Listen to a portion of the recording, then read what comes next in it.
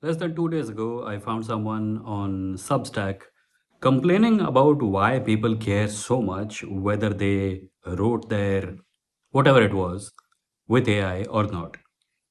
They were asking why it matters how the text was composed and what is the difference between a human being putting the words together or a chatbot putting the words together. And they were saying it's a mark of snobbery or something worse, perhaps. And I wanted to talk about this because I think I do know the answer to this. I see people complaining about this, and I think that I may be able to offer some help, throw some light on this matter. So let us look at the most basic thing here, which is that you have text in front of you and you look at it, and for the sake of this argument, let us assume that AI detection tools don't exist or don't work, and that for all practical purposes it is you can't discern whether the text in front of you is by a human being or not. The person who is giving you this text is saying, I wrote it. And they're asking, when you ask them about AI use, they're asking, how does it matter? I am the writer. And what they're saying really is that it doesn't matter that their body did not compose the text, as in they did not type it with their own hands, because the idea came from them. They were the ones who told the machine to write it. They were the ones who looked at what the machine had written and said, yes, this is something I wrote. And they were the ones who decided to put that in front of you and say, here is something I wrote. So, writing. You keep using that word. I don't think it means what you think it means. They're using the word writing to describe it, but I don't think that's what it is. It's something else. And what it is may get classified as something worthy of being looked at in the days to come. Maybe they can be described as text directors or content creators or something, because if there is a machine that creates content and they're the ones directing it, I think that they may be called content creators. But the one thing that I most definitely don't think they can be called is writers. Writing means writing. I think this comes from a place of look, if you're a writer and you have been writing for some time and you're more or less a professional writer, you have most definitely come across a curious character. And this character is someone who comes to you and says, I had a great idea. Why don't you write this down and we'll get it published and we'll do 50-50. These are people who think that the idea alone by itself is worth 50% of the profit that any work after it gets published might generate. First of all, they don't know how little money is there in writing. And second of all, they have this bloated idea about the value of an idea. The idea is worth jack shit. Plenty of people have plenty of ideas. I have entire notebooks full of ideas here. They're all completely worthless unless I execute them well and I turn them into something that people can look at and feel happy about or sad about, or, whatever all literature does. But this pervasive notion that the idea is half the job may be the reason why some people these days, these AI writer bros, are saying that if I had the idea, I'm the writer. And it's complete bullshit. You're not the writer. If you create AI generated text and you call it your creation, you say that you're the writer of it, the thing that you're doing, I believe the technical term for the thing that you're doing is lying, because you are lying. Even if AI was not part of this equation, even if you had gotten another human being to do the thing, the actual act of writing down something that you thought of, you would not be the writer. The only thing that makes you the writer of the thing that you say you have written is writing it. And This brings us to the next part of this, and this is somewhat deeper. We have talked so far about the most baseline aspect of it, where, when you say that you have written something that you did not write, you're lying because you're not the writer of it.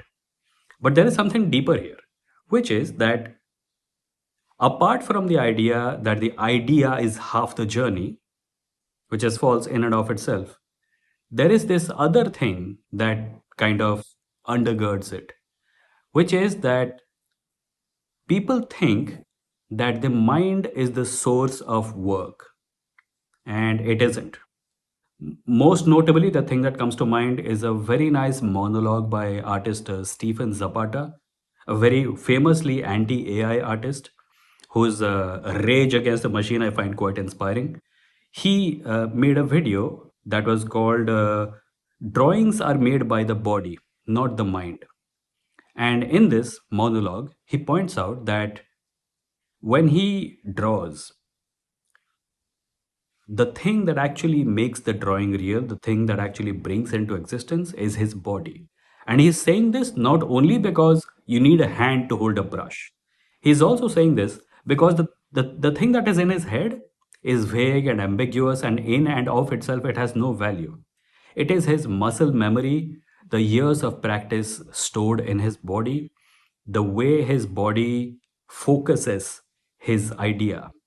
It is that which does the work, it is that which actually creates the drawing. And I can vouch for this, even as someone who does not draw. I write, my craft is writing. When I sit down to write, the vaguest of ideas in my head takes solid form. And I promise you that is not happening in the head, it is happening in the body. It is very hard to describe things like this to people who don't write, or don't write regularly, or don't do creative writing. But your body is the source of the actual act of sitting in front of the keyboard and pressing the keys brings a lot of things, a lot of finer details into existence that your mind had not thought of. Your mind can give you a very vague blueprint of the direction that you want to go in, but it is your body at the end of the day that really focuses that, clarifies it, and turns it into what may be described as art. If you're not an artist or a writer, here's a good way to explain this to you. I think you may have all the theoretical knowledge in the world about what goes into the making of a cup of tea. You may have read manuals, you may have seen detailed diagrams, you may even have seen videos of people making tea. But unless you sit down and make a cup of tea yourself, unless you make your body go through the process of making tea, you have not made tea. If you tell someone how to make tea and they make tea, and then you hold that cup of tea and say, I made it, you didn't make it, you are lying. Or look at it this way, you may have all the theoretical knowledge in the world about how to ride a bicycle. But unless you actually put yourself on the seat, pedal, fail and fall a few times and injure yourself, you have no idea how to ride a bicycle, even if you know theoretically everything there is to know about riding a bicycle. No one can say that they know how to ride a bicycle after having read a manual about how to ride a bicycle. Similarly, no one can call themselves a writer unless they actually wrote the damn thing that they're saying they're the writer of. Or if you still have doubts about whether your body is doing the work or your mind is, I want you to imagine the face of the person you love most, or the face of the person who you are closest to in life. It could be a parent, girlfriend, boyfriend, child, etc. Imagine their face in as much detail as you possibly can. Imagine every expression, every nuance, every detail of their face. Imagine, make a very clear picture of them in your head. Now draw them. Pick up a piece of paper and pencil and draw them. And then tell me that what you have created is an accurate representation of what you had thought. You know this is stupid, and I'm suggesting this stupid thing to you for a reason. Because I want to make it clear that having a thought or an idea is not the same thing as being the person who made the thing into art, the person who wrote it, the person who drew it, the person who painted it. They're entirely different things. And I think that we are ignoring entirely too easily the aspect of art that is labor, that is the body. I sometimes wonder why so much of corporate jargon, so much of corporate ways of thinking, capitalist ways of thinking are in complete alignment with what religions did in ages past, where the body was devalued. The body doesn't matter, the soul matters. Work hard and ruin your body in this life so that you can have a better life in the next life or in the afterlife. Similarly, corporations will tell you that you being a hustler matters more, you making money matters more, your body does not matter. Your health does not matter. You don't need free time. You don't need leisure. You don't need hobbies. You don't need time to watch a movie or play a video game or read a book. These are all immaterial things. These are things you do for your body. They don't matter. You need to be a good worker and you need to be productive. I've always wondered why these things align so well, and I think I'm beginning to come to some kind of an understanding about why that is. I think the reason this all exists is because when you start acknowledging your body, they lose. What they lose is the amount of power they have over society and you, the worker, the person who makes the things that they sell and make money. Your body matters, and your body is the source of more things than you have been led to believe till now. It usually ends up being very difficult to convey things like this to people who don't make art or people who don't really engage in creative endeavors of any sort.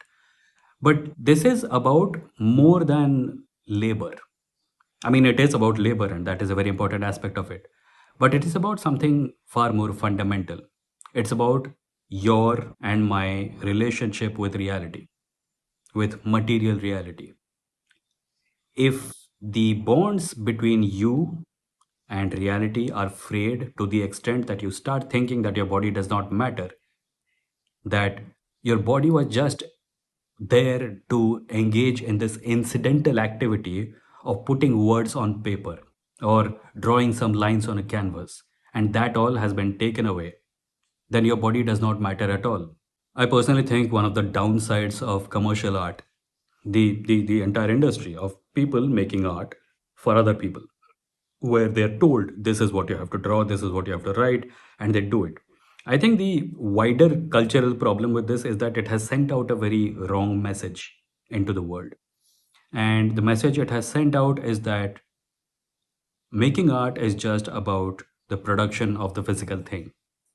And if that is all art is, then the person who makes it is only useful for that. That's their only value. They're valuable because they can put words on paper, because they can draw lines on a canvas. Once you have AI systems that can perform these tasks, I mean, they can't very well, but that's a different matter. Once you have AI systems that can perform these tasks, you reinforce that general misunderstanding about art and you end up devaluing the importance of the body. And the body is, as we have discussed, the source of art. It's not the mind. There is a difference between being imaginative and being creative. You can be imaginative, but being an artist is the difference between those two things. Thank you for listening. I'll see you next time.